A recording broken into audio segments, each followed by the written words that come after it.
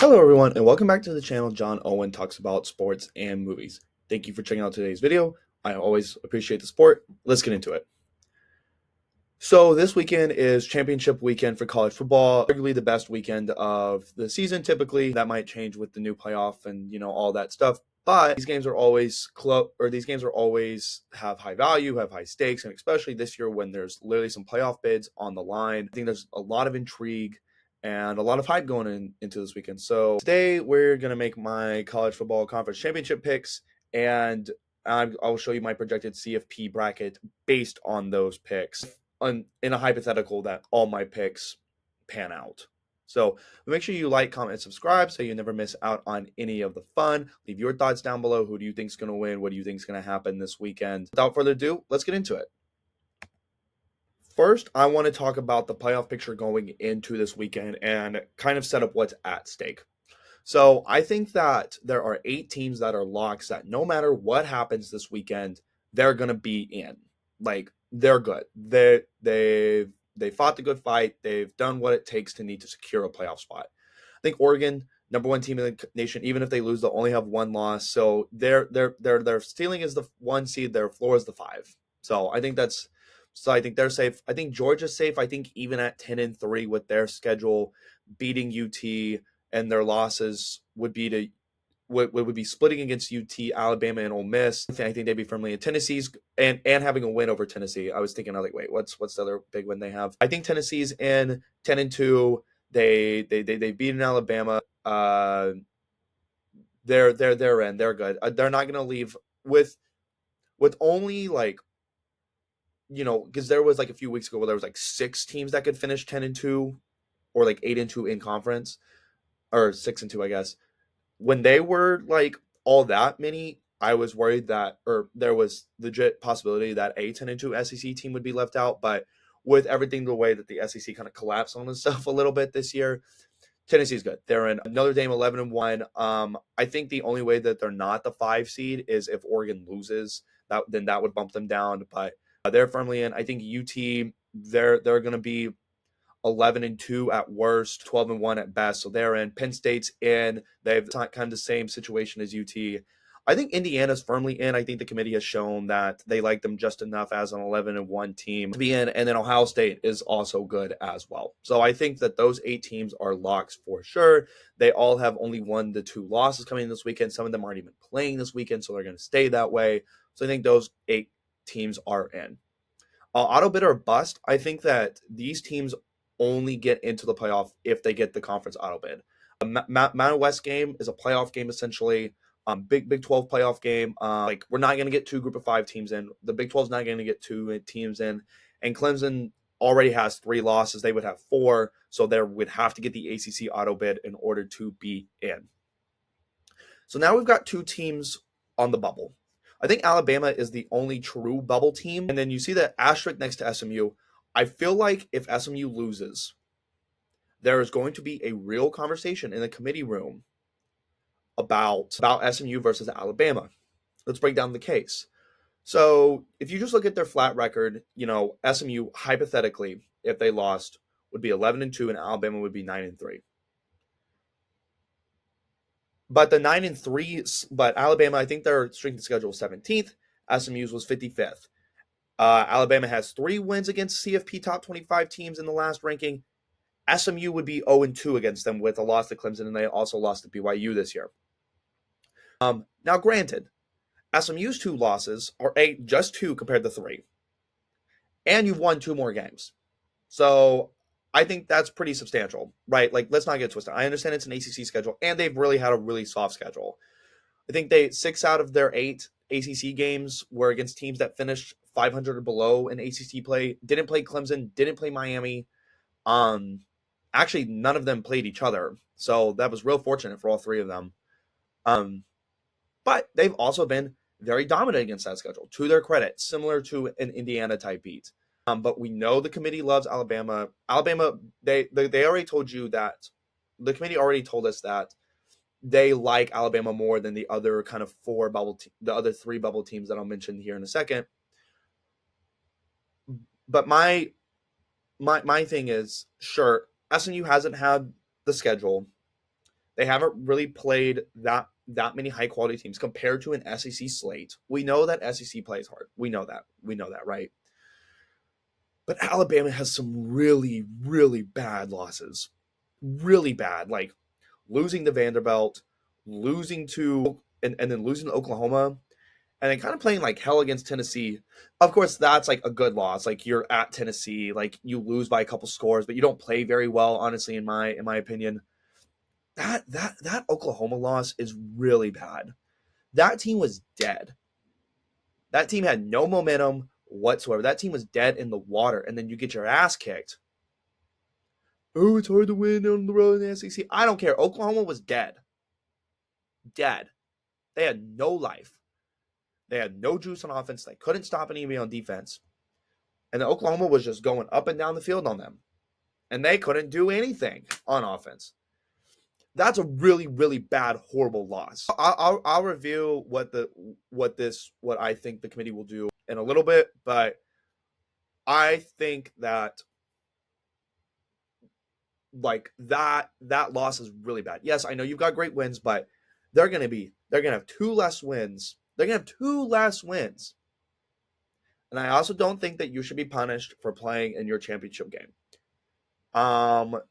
In this context, like the committee firmly believed SMU is better than Alabama right now. Also, SMU is playing a lot better. They seem to kind of value like who's playing better right now. Anyways, I think it will overarching point is I kind of rambled right there. That wasn't very coherent.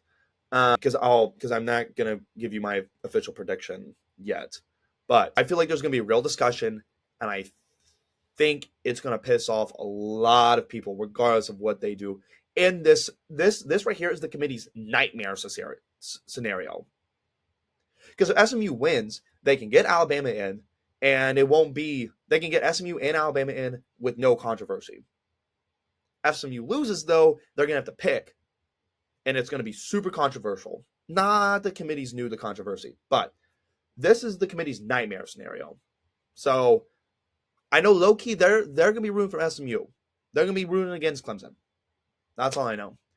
And then the door shut on their playoff hope. Basically, for South Carolina, Miami, and Ole Miss, the committee basically already told us that they think Alabama's better than them. I don't think that. I think South Carolina. The only one that I think actually has like a legitimate case would be South Carolina and Miami. Like I don't really think Ole Miss has a case. Not after your loss to Kentucky. Not with your loss to Kentucky. 3 losses. One of them was to Kentucky, who only won 1 game against Power 4 teams this year, and that was against Ole Miss. It's really bad. It's horrible. Miami, yeah, they're 10-2, but some not good losses. Losing to Georgia Tech's not great, even though they're giant slayers, to be fair. And losing to Syracuse is not good either. In addition to not really having any other substantial wins on your schedule as well, the Florida win looks better every week as the weeks go by, but at the same time, you don't have any signature win in what has been the worst out of the Power 4 conferences. So now South Carolina, they're on fire. They're on absolute fire. But you have the same record as Alabama, and they beat you head-to-head. This committee really has seemed to value head-to-head. So they just the door shut. The door shut on them to get in. They're just not a way. The committee already told you that Alabama's above them. They don't play this weekend. There's nothing more they can do. So unfortunately for those 3 teams, they're done. And then Army as well. There's not the only way they would even get in is with the group of 5 auto bid, but beating Tulane is not going to be enough for them to jump UNLV or Boise State. Like obviously Boise State wins, then they're easily in because they're already ranked in the top 10. Just like no shape, form about it. But UNLV is already ranked above Army, and a win over Tulane is not going to put Army over a UNLV team with a hypothetical win at Boise State in the conference championship game. It's just not like UNLV will get the bid. So the door shut for all 4 of those teams. But let's actually get into the picks and actually like talk about what you clicked in for.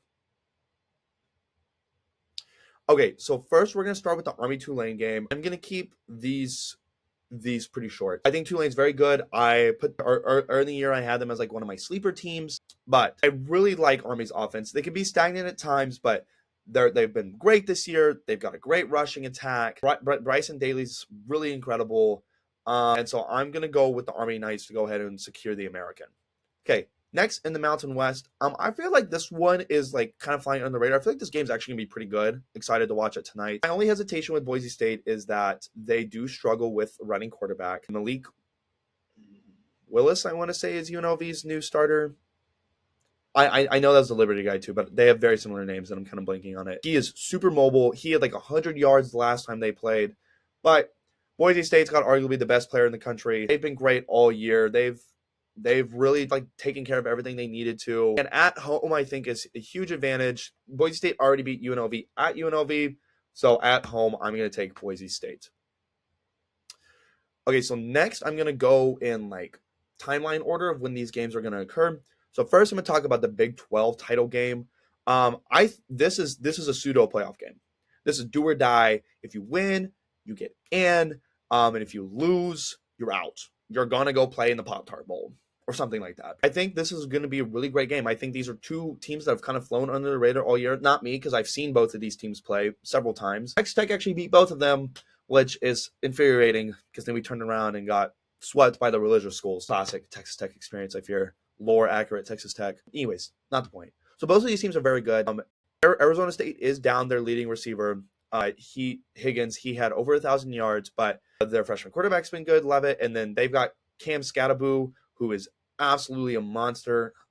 He played great against us. I mean, hell, he's busting our ass, and he's been great all year. He was first team Big 12. And Iowa State's weakness on defense is against the run. But on the other side, Iowa State, they've got Rocco Becht. They've got two 1,000-yard receivers. They're the only team in the country that has two 1,000-yard receivers. So they're very explosive. I think overall, though, this is going to be a very high-scoring game. I think Arizona State will be able to exploit Iowa State's weakness against the run, be able to milk the clock, shorten the game, limit the opportunities Iowa State has, and claim a Big 12 title in their first year. Next, let's go to the SEC title game. So I think this right here will probably be the best game overall. These are two blue bloods. Texas first year in the SEC. They already gave us like a really solid game, an ugly game, but a solid game the first time around. I think this game could go anyway. Georgia at their best can beat anyone in the country, but when Georgia is bad, their floor is low. The receivers aren't great. They've been having offensive line issues. Carson Beck had that stretch where he was horrible. He's playing so bad. But over the last over the last 3 games, he's thrown 12 touchdowns and no turnovers. So he's been playing a lot better. But man, that defense is not playing good right now. Georgia Tech was going up and down all over them, just up and down the field with no real resistance at all. And Texas is a lot better of an offense than Georgia Tech. And they've got a great defense. They're top 10 offense, top 10 defense. Now, I think a limiting factor for UT potentially is they really struggled against Georgia last time, but Georgia hasn't. They're offensively, they struggle against Georgia, but Georgia's playing a lot worse. And Texas has been playing a lot better since that game. Granted, this is essentially a home game for Georgia. And Quinn Ewers and Calvin Banks are both dealing with ankle injuries. I think an X factor for this game, and I know he didn't play great the first time, but I think Arch Manning could be a real X factor in this game. Georgia has struggled against mobile quarterbacks. Arch has incredible athleticism and legs. So I think he could come in, spot Quinn Ewers from time to time, make sure he's not like abusing that ankle too much. I think UT's just been a lot more consistent this year, and I don't trust Georgia. I don't trust them to play their best every week. And a game like this, I feel like Steve Sarkisian and the Longhorns will make adjustments, exploit Georgia defensively, and go ahead and win the SEC title in their first year as well. Next, we're going to talk about the ACC title game. I think this game has the most stakes out of any of the playoff games. Because this is another do or die, and I would say there's less stakes actually than the Big 12 title game, but it's still a lot of stakes. Like Clemson, it's a playoff game for them. SMU could potentially knock them out of the playoff, but let's break it down. So Clemson, after kind of a rough start, they've been very explosive. Cade Klubnik is dynamic, dual threat quarterback. He's 4th in the country in total touchdowns. He scored 2 with his legs last week. So they've been playing. They've gotten progressively better as the year has gone on. Kevin Jennings, the SMU quarterback, is 9-0 since he's taken over as the starter after the BYU game. He averages like 300 total yards a game. Another super dynamic quarterback. So, if you're a fan of the dual threat quarterback, which like you should be because they're cool as hell, like this can be a great game for you. Here's my fear though. Now, I'll be rooting for SMU because I think it's so cool that like this is the biggest game they've played since like Eric Dickerson was there. They're actually relevant again, after the death penalty. Like it's taken them this long to regain relevancy. So I think it's a really cool storyline, but what I'm fearful of is it's kind of the upstart team versus the old established team that doesn't blink in these situations because they're hardened. They've been in this time and time again. We saw this earlier this year with Indiana at Ohio State. Like that was their first big game and they melted. This is SMU's biggest game in 40 plus years. It's a lot of pressure. That is so much pressure on them. And they're not that great on defense. Clemson's been very dynamic, even though they played poorly against South Carolina, really frustrating. But I do feel like the lights might be too bright for SMU, and I'm hoping this doesn't happen, but they just haven't. They have no proof that they're going to win, that they can win in this type of situation. And I don't think they match up that well against Clemson. So I'm going to go pick the Tigers in the ACC title game. And next, to end off the night, we've got the Big Ten game. For me, this one's pretty simple, cut, straightforward. Penn State's got a lot of star power. Joe Allard, Tyler Warren, Katron Allen, Nicholas Singleton, Abdul Carter. They've got a lot of star power, and they're good. They're solid. But Oregon, best team in the country all year, basically. And they've been playing super consistent. They've kind of flown under the radar, really, because they've just been so good. Like, they don't have the loss that's, like, talked about. They're the only team in the FBS still undefeated. They've beaten Ohio State. They've beaten Boise State. They've just taken care of business every single game. And James Franklin and Penn State have not proven in any capacity that they can win a big game. James Franklin's, like, 1-14 against top 5 teams. And so I have little faith that Oregon or that Penn State has the ability to pull off this kind of upset. So I'm going to pick the Oregon Ducks win the Big Ten in their first year. So we'd have, according to my picks, 3 teams in their first year in the conference going and winning it, which would be pretty nuts. We could potentially have 4, a total sweep. So that would be nuts. So based on these picks, just super hypothetical, and I'm going to break all this down, covering it. But Oregon, winner. But I think this is what the bracket would look like if these picks hypothetically went out. So Oregon 1, UT 2, SMU, first year in the playoff, and a group of 5 team gets the 3rd seed. Insane. And then Arizona State at 4, Notre Dame 5, Ohio State 6, Penn State 7, 8 Georgia, 9 Tennessee, 10 Indiana, 11 SMU. So I think SMU should get in, even if they lose. Like, the committee had them ranked 3 spots higher than Alabama. The only way to guarantee your playoff spot is if you're ranked in the top 10, right? 12 teams get in, but, auto bid, you could get jumped and all that, whatever. I think they should be in. You've got 2 more wins, 1 less loss, and your losses are much better. And I don't think we should punish teams for playing in their title game. If they're firmly in the playoff before, they shouldn't be punished too harshly for losing to a quality opponent. I just don't believe in that. I just don't believe that's what should happen. Now, the committee, like I said, this is their nightmare scenario, and they are gonna hate leaving Alabama out of this.